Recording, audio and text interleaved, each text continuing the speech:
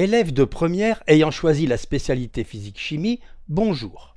Dans cette leçon, nous identifions et justifions les différentes étapes du protocole qu'il faut suivre lors de la synthèse d'une espèce chimique organique. Avant de mettre en œuvre le protocole de la synthèse, il faut prendre certaines précautions. Voici les 9 pictogrammes de sécurité indiquant les dangers potentiels de certaines espèces chimiques. Lorsque vous faites une synthèse au lycée, vous rencontrez le plus souvent certains pictogrammes. Pour manipuler un produit corrosif, il faut porter des lunettes, des gants et bien sûr un vêtement de protection comme une blouse. Il faut absolument manipuler un produit toxique, nocif ou irritant ou cancérigène sous la hotte. Les produits inflammables et les comburants doivent être tenus éloignés de toute flamme. Certains polluants ne doivent pas être jetés dans l'évier, mais dans des bidons appropriés. La synthèse d'une espèce chimique, c'est la fabrication de cette espèce en exploitant une transformation chimique à laquelle correspond l'équation d'une réaction.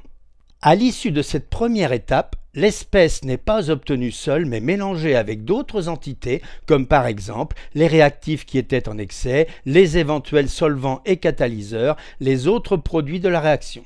Il faut donc procéder à l'extraction du produit désiré en commençant par l'isoler du mélange. L'objectif est l'obtention du produit désiré pur. Néanmoins, à l'issue de cet isolement, le produit obtenu est brut, il contient des impuretés, on procède alors à une purification. On analyse ensuite le produit obtenu pour s'assurer qu'il s'agit bien du produit souhaité et qu'il ne contient pas d'impuretés. Pour fabriquer la molécule désirée, les espèces mises en jeu sont introduites dans le réacteur dans un ordre qui est précisé dans le protocole. Le réacteur est un Erlenmeyer ou un ballon en général. Les espèces mises en jeu sont les réactifs, un solvant et un catalyseur le plus souvent. En général, les réactifs au nombre de 2 sont liquides ou solides. Dans les cas où un ou plusieurs réactifs sont gazeux, il faut utiliser des montages spécifiques que nous n'envisageons pas dans cette leçon. Introduisons le premier réactif liquide incolore dans l'Erlenmeyer. Et afin de favoriser l'homogénéité du montage avec le deuxième réactif, prévoyons un agitateur magnétique et un turbulent que nous mettons en mouvement. Versons alors le deuxième réactif qui peut être coloré par exemple. Procédons de même avec le ballon, premier réactif liquide incolore, agitateur magnétique, turbulent, mise en mouvement et introduction du deuxième réactif qui cette fois est un solide coloré. Ce dernier n'a pas l'air très soluble dans le liquide, le premier réactif, et semble de plus vouloir s'agglomérer, ce qui n'est pas pour favoriser la réaction de synthèse recherchée. On ajoute éventuellement un solvant qui est toujours un liquide introduit en plus grande quantité. Il favorise l'homogénéité du mélange, facteur cinétique, en solubilisant les réactifs. Regardez l'effet de ce solvant sur le réactif solide. Après quelques instants, le mélange obtenu est homogène.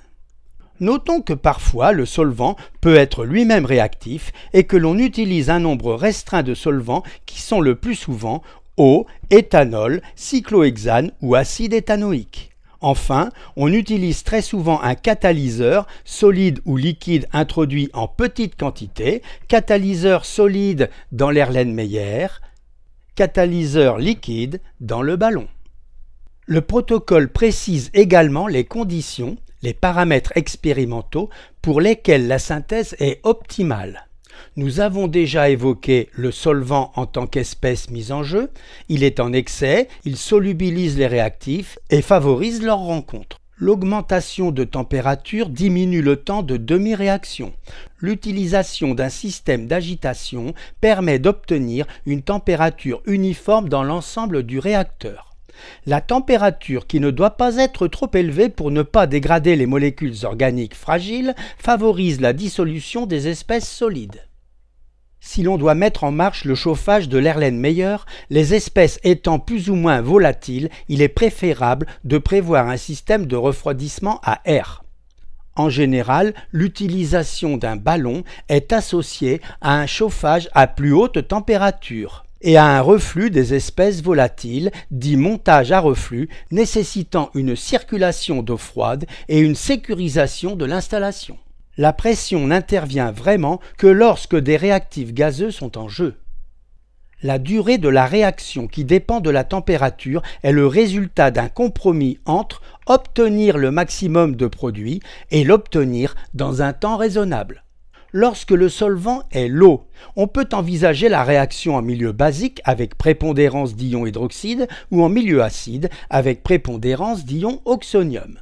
Remarquons enfin que nous avons utilisé un montage à reflux simple avec un ballon monocole. On aurait pu utiliser par exemple un ballon bicole avec une ampoule de coulée permettant de faire couler un réactif liquide ou en solution dans le milieu réactionnel sans avoir besoin d'ouvrir le ballon. Une fois la réaction terminée, la molécule souhaitée a été fabriquée, mais elle n'est pas seule dans le réacteur. On y trouve aussi les autres produits de la réaction, le solvant, le catalyseur, le ou les réactifs secondaires qui étaient en excès, voire le réactif principal si la réaction est limitée, voire d'autres produits de réaction parasite. Il faut extraire l'espèce chimique souhaitée du milieu réactionnel en commençant par l'isolement pour obtenir le produit brut.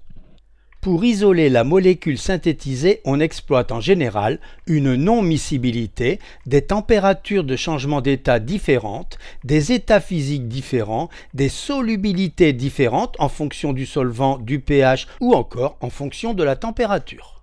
Comme nous ne pouvons pas présenter les méthodes d'extraction de manière exhaustive, nous donnerons quelques exemples parmi les plus utilisés au lycée. Exemple 1, l'espèce à isoler est un liquide non miscible avec le mélange réactionnel. Dans ce cas, on peut extraire la molécule par décantation. On introduit le contenu du réacteur qui a été sans cesse agité dans une ampoule à décanter pour l'y laisser reposer. Avec le temps, les liquides se séparent puisqu'ils ne sont pas miscibles. On peut facilement savoir où se trouve la molécule synthétisée et le solvant avec les autres entités dissoutes si on connaît les densités. Supposons que la molécule d'intérêt soit moins dense. Elle se trouve alors dans la phase supérieure. On se débarrasse de la phase inférieure en la versant dans un bécher après avoir enlevé le bouchon et ouvert le robinet. Voilà. Attention. Top. On change de bécher et on récupère enfin ce qui nous intéresse. Exemple 2, si l'espèce à isoler est un liquide miscible avec le mélange réactionnel, on peut exploiter la différence de température d'ébullition si celle-ci est suffisante. On met alors en œuvre une distillation fractionnée. Pour séparer les liquides miscibles entre eux, B et R actuellement dans un ballon, nous effectuons une distillation fractionnée. Nous aurons besoin d'un chauffe-ballon, d'une colonne de Vigreux surmontée d'un thermomètre, d'un tube réfrigérant droit et de divers supports et pinces pour sécuriser le montage. Nous plaçons alors une éprouvette sous l'extrémité du tube réfrigérant dans lequel nous faisons circuler l'eau froide à partir du bas. Nous préparons les axes du graphe permettant d'observer l'évolution de la température θ en fonction du temps, souvent mesuré en minutes, et nous mettons le chauffage en marche. Dans le ballon, nous observons une augmentation de l'agitation thermique due au transfert thermique par conduction à travers la paroi du ballon, puis, essentiellement par convection, dans le liquide. Bientôt, des molécules de gaz R et B réussissent à s'échapper du liquide et montent dans la colonne de Vigreux. On observe une augmentation de la température car l'air chaud, dont les molécules ne sont pas représentées ici, poussé par les molécules R et B arrive en haut de la colonne. Puis la température cesse d'augmenter et reste constante alors que le haut de la colonne est essentiellement occupé par le gaz B. Lorsque la température atteint un premier palier, à une certaine hauteur, les parois de la colonne de Vigreux sont suffisamment froides pour que les molécules de gaz R qui viennent à son contact restent piégées, forment des gouttes de liquide et ruissellent le long des parois pour rejoindre le ballon. Les molécules R, en quelque sorte, ne peuvent pas s'échapper du ballon, alors que les molécules B continuent leur chemin vers le tube réfrigérant, où elles vont, elles aussi, être piégées sur les parois, mais plus froides, puis ruisseler vers l'éprouvette. On laisse se faire la distillation tout en surveillant la température et le débit régulier du liquide B arrivant dans l'éprouvette. Nous avons juste à surveiller le montage. Maintenant, comme nous avons un peu de temps, prenons une photo du montage qui nous servira tout à l'heure. Dans le tube réfrigérant, on observe qu'une particule de liquide air ruisselle malheureusement vers l'éprouvette, qui ne contiendra donc pas le liquide B pur. La température doit être surveillée car tant qu'elle reste constante, c'est le liquide B qui est recueilli dans l'éprouvette. Si elle se remet à augmenter, c'est le liquide air qui coule à l'extrémité du tube réfrigérant et il faut vite enlever l'éprouvette.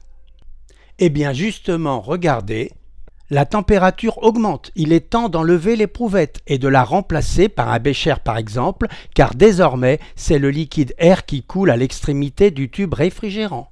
On observe qu'il reste un peu de liquide B dans le ballon et que l'éprouvette contient un peu de liquide air. Le résultat n'est donc pas parfait. Il faudrait redistiller le contenu de l'éprouvette si on désirait y augmenter la proportion de liquide B. Autrement dit, si on voulait purifier B. Voilà, la distillation est terminée. Il ne reste plus qu'à éteindre le chauffage et à baisser le chauffe-ballon. Mais attention de ne toucher à rien dans l'immédiat pour ne pas se brûler. Attendre quelques instants pour laisser le montage refroidir suffisamment. Le liquide air ne nous intéresse pas, le bécher le recueillant n'est là que pour éviter que des gouttes tombent sur la paillasse. Attention de ne pas jeter le liquide air n'importe comment. On pourra ensuite envisager le démontage en toute sécurité après avoir coupé l'arrivée d'eau. Voici la photo que nous venons de prendre. Le passage gaz vers liquide, que nous observons ici pour R et là pour B, est une liquéfaction qui se produit à la température θ. La transformation inverse liquide vers gaz est une vaporisation qui se produit à la température θvap et on a θvap égale θ, un peu comme l'eau gèle à 0 degré Celsius et la glace fond à 0 degré Celsius. L'endroit le plus froid du montage est ici à la sortie du tube réfrigérant et l'endroit le plus chaud dans le ballon.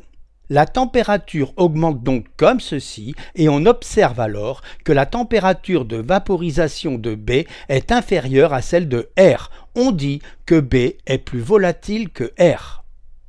La première partie de la leçon s'arrête ici. À bientôt!